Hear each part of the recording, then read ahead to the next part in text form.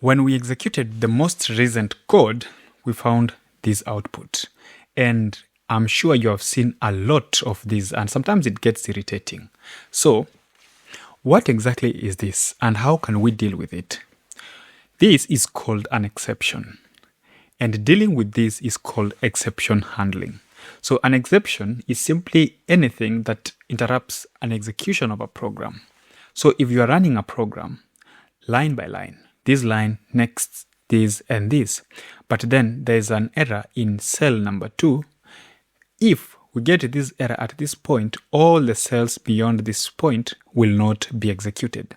Now we want, in case there's an error, we can actually proceed executing the code anyway. So that is called exception handling. And you need to understand first what an exception is. There are a lot of exceptions in Python, but I'll just give you this highlight of the most common. So exceptions can come out as a result of a syntax error, there is a runtime error, or logical error. These first two, you will be able to see them while you're executing your program.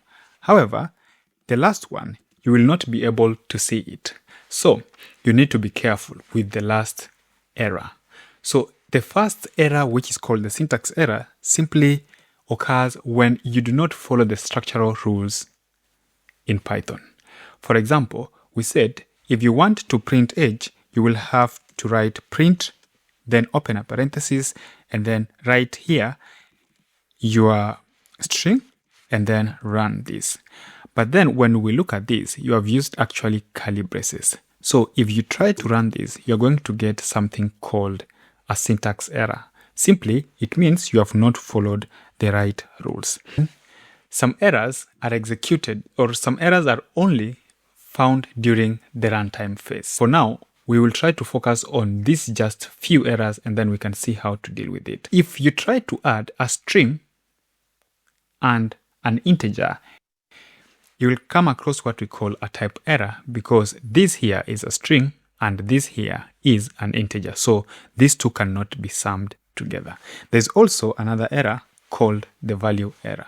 For example, if you are trying to pass the string age and change the data type into an integer, you're going to get a value error because it is not possible to change into an integer data type.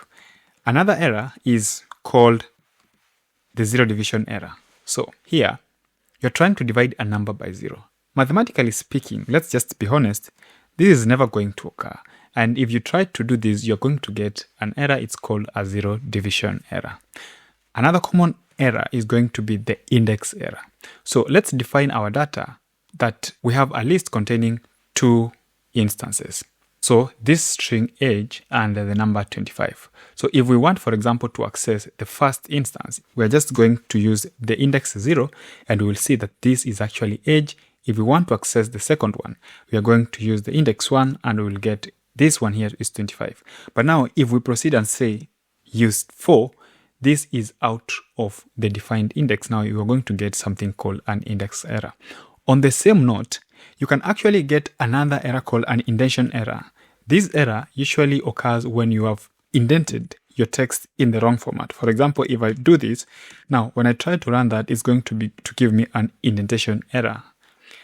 So those are some of the most common errors that you're going to find. But then there's also this logical error, which you're not going to see any output, or it's not going to raise an exception. And you need to be careful with this kind of errors, because look at this. So you have been asked, for example, a person who is aged 18 is going to be allowed into a club. But now, in writing your code, you have only specified that this person should have age greater than 18. So this is going to exclude 18. I hope that makes sense. So if you run this, it's going to tell you this person is denied. But the logic or the rules are this person should be either 18 and above. So that should have been something like that. So this is allowed. So this is the correct logic. But here we did a mistake. So we are going to get the wrong error. Now the question is, how do we solve this? You will use this exception handling where first you will write try. So try here is going to test for your code. And we are going to check if this code is going to return either a correct value or an exception. So if it returns an exception, instead of the code crashing, it will tell us type error, you cannot add an integer directly to a string. This one you can change to anything because it is giving you a message. So for example, if we try to run the first part of the code, right here, we are going to get a type error. But now for the second part, if we try to run, we are going to get a message instead of the error. So it means if there was another code down here, it will continue executing. So what if there's actually no error and this code does exactly the right thing? For instance, if we took the same exact code, and of course here, if we try to run this code, we are going to get the type error. But now you passed the right information and say you entered age as 12.